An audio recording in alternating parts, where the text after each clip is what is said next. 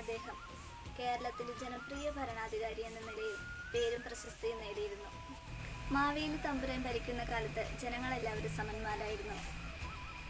പട്ടിണിയും പരിവട്ടവും ഉണ്ടായിരുന്നില്ല. അഴിമതിയും അഴിഞ്ഞാട്ടവും തീരെ ഉണ്ടായിരുന്നില്ല.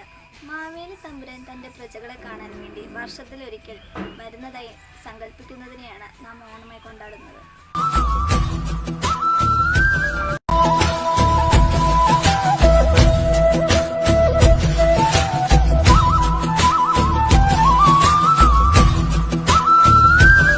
ഓണത്തിലെ ഒരു പ്രധാന ആഘോഷത്തിൽപ്പെട്ടതാണ് ഓണപ്പൂക്കളം.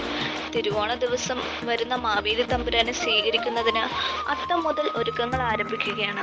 അത്തം പത്തോണം എന്നാണ് ചൊല്ല്. മുറ്റത്ത് തറയുണ്ടാക്കി ചാണകം മെഴുകി പൂക്കളം ഒരുക്കുന്നു.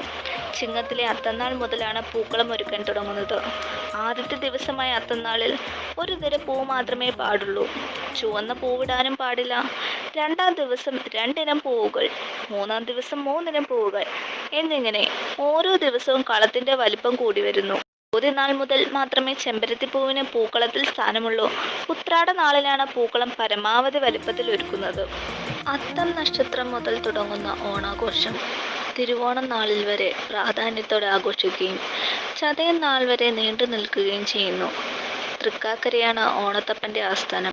തുമ്പപ്പൂവില്ലാത്ത ഓണപ്പൂക്കളം പാടില്ല എന്നാണ് പഴയ കാലത്തെ നിയമം. സാധാരണയായി തിരുവോണപ്പുലരിയിൽ കുളിച്ച് കോടിവസ്ത്രം അണിഞ്ഞ് ഓണപ്പൂക്കളത്തിന് മുൻപിൽ ആവണിപ്പലകയിലിരിക്കുന്നു. ഓണത്തപ്പന്റെ സങ്കല്പ രൂപത്തിന് മുന്നിൽ മാവ് കുഴച്ച് പൂക്കുലം നിരത്തി പൂവട നിവേദിക്കുന്നു. ഓണനാളിൽ ഒഴിച്ചുകൂടാനാവാത്ത ചടങ്ങാണിത്. കളിമണ്ണിലാണ് രൂപങ്ങൾ മെനഞ്ഞെടുക്കുന്നത്. 2 ദിവസം വെയിലത്താണ് ഇവ ഉണ്ടാക്കിയെടുക്കുന്നത്.